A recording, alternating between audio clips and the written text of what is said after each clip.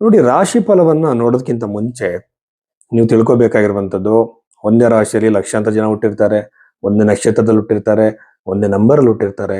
ಹಾಗಿದ್ಮೇಲೆ ನಿಮ್ಮ ಭವಿಷ್ಯವನ್ನು ತಿಳ್ಕೊಳ್ಳೋಕೆ ಒಳ್ಳೆಯ ಮಾರ್ಗ ಯಾವುದು? ವೇದಿಕ್ ಅಸ್ಟ್ರಾಲಜಿ ಬಂದೆ.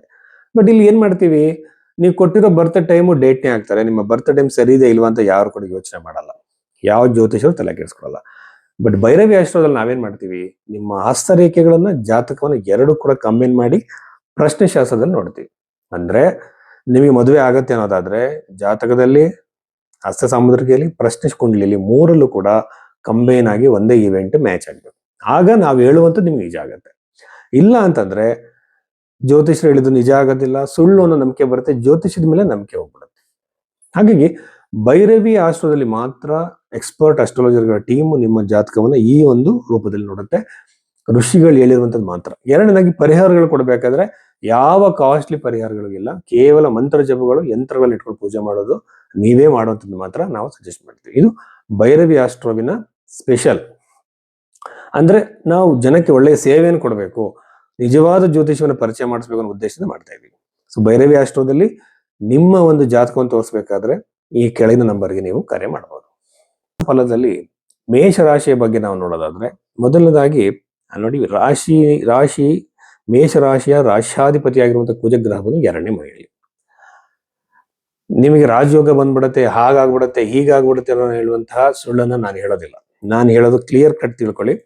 ಮೇಷರಾಶಿಯಲ್ಲಿ ಜನಿಸಿದಂತವರಿಗೆ ಈ ಆಗಸ್ಟ್ ತಿಂಗಳಲ್ಲಿ ದ್ರವ್ಯ ಲಾಭವಾಗುತ್ತೆ. ಯಾವ ಪ್ರಮಾಣದಲ್ಲಿ? ಎಲ್ಲರೂ ಕೋಟ್ಯಾಧಿಪತಿಗಳಾಗಲ್ಲ. ಅವರು ಮಾಡ್ತಿರುವಂತಹ ವೃತ್ತಿಗೆ ಅನುಗುಣವಾಗಿ ಧನ ಪ್ರಾಪ್ತಿ ಆಗುತ್ತೆ. ಹಣಕಾಸಿನ ಪ್ರೋಗ್ರೆಸ್ ಸಾಲದಿಂದ ಹೊರಗಡೆ ಬರುವಂತದ್ದಾಗುತ್ತೆ. ಜೊತೆಗಿರ್ಲಿ 2ನೇ ಮನೆಯಲ್ಲಿ ಕುಜ ಇರೋದ್ರಿಂದ ಕುಟುಂಬದಲ್ಲಿ ಕಿರಿಕಿರಿ, ನಾನಾ ತರದ ಟೆನ್ಷನ್ಗಳು, ಮನಸ್ತಾಪಗಳು ಬರುತ್ತೆ. ಚತುರ್ಥ ಭಾವದಲ್ಲಿ ಗುರು ಇರೋದ್ರಿಂದ ವಾಹನ ಖರೀದಿ, ಭೂಮಿ ಖರೀದಿ, ಆಸ್ತಿ ಖರೀದಿ, ಮನೆಯನ್ನ ಖರೀದಿ ಮಾಡುವ ಯೋಗ ಅತಿ ಹೆಚ್ಚಾಗ್ತಾ ಹೋಗುತ್ತೆ. ರೆಂಟಲ್ ಪರ್ಪಸ್ಗಾಗಿ ಮನೆಗಳು ಕಟ್ತಿರೋರಿಗೆ ಅನುಕೂಲ ಆಗುತ್ತೆ. ನಿಮ್ಮ ಪ್ರಾಪರ್ಟಿ ರಿಲೇಟೆಡ್ ಡಿಸ್ಪ್ಯೂಟ್ಸ್ಗಳು, ಜಗಳಗಳು, ಕಿರಿಕಿರಿಗಳು, ಕೋರ್ಟ್ ವ್ಯಾಜ್ಯಗಳೆಲ್ಲ ಸರಿಯಾಗುತ್ತೆ. ಆಗುವಂತ ಸಾಧ್ಯತೆಗಳು, ವಾತಾವರಣ ಕ್ರಿಯೇಟ್ ಆಗುತ್ತೆ ಮೇಷರಾಶಿ ಜನಿಸಿದಂಥವ್ರಿಗೆ. ವಿವಾಹದ ಯೋಗ ವಿಳಂಬವಾಗುತ್ತೆ. ವೈವಾಹಿಕ ಜೀವನದಲ್ಲಿ ಕಿರಿಕಿರಿಗಳು, ಸಣ್ಣ ಪುಟ್ಟ ವಿಚಾರಗಳಿಗೆ ಮನಸ್ತಾಪಗಳು ಬರುತ್ತೆ. ಯಾಕೆಂದ್ರೆ ಶುಕ್ರ ಗ್ರಹ ಷಷ್ಠ ಭಾವದಲ್ಲಿ ಇರುವಂತದ್ದು ಒಳ್ಳೆಯದಲ್ಲ. ಶನಿ ಗ್ರಹ ನೋಡೋದ್ರಿಂದ ಕೂಡ ವಿವಾಹ ವಿಳಂಬ ಆಗುತ್ತೆ.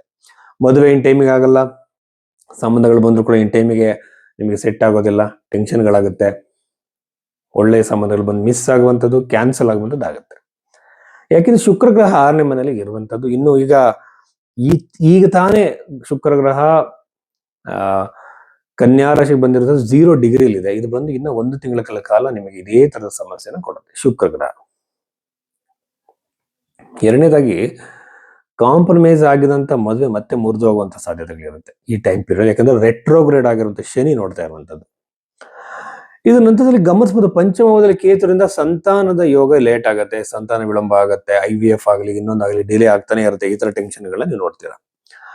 ಮಕ್ಕಳಿಂದ ಟೆನ್ಷನ್, ನೋವು ಕ್ರಿಯೇಟ್ ಆಗ್ತಾ ಹೋಗುತ್ತೆ. 11ನೇ ಮನೆಯಲ್ಲಿ ರಾಹು ಗ್ರಹ. ಅದಕ್ಕಿಂತ ಮುಂಚೆ ಸಾಡೆ ಸಾತಿ ಬಗ್ಗೆ ನಾನು ಹೇಳಬೇಕು. ಸಾಡೆ ಸಾತಿಗೆ ಭಯ ಪಡೋದೇನು ಬೇಡ. ಹಲವಾರು ರಿಸರ್ಚ್ಗಳು, ಎಸ್ಪೆಷಲಿ ನನ್ನ ರಿಸರ್ಚ್ ಅಲ್ಲಿ ಶನಿ ಗ್ರಹ ಅಷ್ಟೊಂದಾಗಿ ಸಾಡೆ ಸಾತಿನ ತೊಂದರೆ ಆಗಲ್ಲ, ದಶೆಯಿಂದ ಮಾತ್ರ ತೊಂದರೆ ಆಗುತ್ತೆ. ಅದಕ್ಕೆ ಭಯ ಪಡುವಂತಾಗತ್ತೆ ಇಲ್ಲ. ಹನುಮಾನ್ ಚಾಲೀಸವನ್ನ ಕೇಳಿ ಅಥವಾ ಹೇಳಿ ಅದರ ಒಂದು ಪರಿಣಾಮ ಕಡಿಮೆ ಆಗ್ತಾ ಹೋಗುತ್ತೆ. ಇದನ್ನ ಗಮನದಲ್ಲಿ ಇಟ್ಕೊಳ್ಳಿ. ಇನ್ನು 11ನೇ ಮನೆ ಇರುವಂತಹ ರಾಹು ಗ್ರಹ ವ್ಯಾಪಾರಿಗಳಿಗೆ ಸಡನ್ ಲಾಭವನ್ನು ಕೊಡುವಂತದ್ದು, ಅನುಕೂಲ ಮಾಡಿಕೊಡುವಂತದ್ದು, ಹಣಕಾಸಿನ ಪ್ರೋಗ್ರೆಸ್, ಎಲ್ಲೋ ಹಣ ಕೊಟ್ಟಿದ್ದು ಬರುವಂತ ಸಾಧ್ಯತೆಗಳು ರಾಹು ಗ್ರಹದಿಂದ ಹೆಚ್ಚಾಗಿ ಇರುತ್ತೆ. ಜೊತೆಯಲ್ಲಿ ಪಂಚಮಾಧಿಪತಿ 4ನೇ ಮನೆಯಿಂದ ನಿಮ್ಮ ಮಕ್ಕಳು ಪ್ರಾಪರ್ಟಿನ ಖರೀದಿ ಮಾಡೋ ಸಾಧ್ಯತೆಗಳಿರುತ್ತೆ ಹೊರಗಡೆ. ವಿದ್ಯಾರ್ಥಿಗಳು ಬಹಳ ಚೆನ್ನಾಗಿದೆ, ಬಟ್ ಏಕಾಗ್ರತೆ ಸಮಸ್ಯೆ, ತಲೆನೋವು, ಮೈಗ್ರೇನ್ ತರದ ಸಮಸ್ಯೆಗಳು, ಟೆನ್ಷನ್ಗಳನ್ನ ನೀವು ಫೇಸ್ ಮಾಡಬೇಕಾಗತ್ತೆ.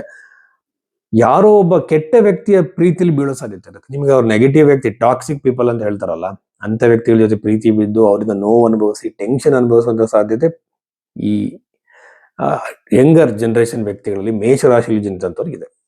ಅಂದ್ರೆ ವ್ಯಕ್ತಿಗಳಲ್ಲಿ ಪ್ರೀತಿಯಲ್ಲಿ ಬೀಳೋದು ತಪ್ಪಲ್ಲ, ಎಂತ ವ್ಯಕ್ತಿನ ಪ್ರೀತಿಸ್ತೀವಿ ಅನ್ನೋದ್ರಲ್ಲಿ ಹೋಗುತ್ತೆ.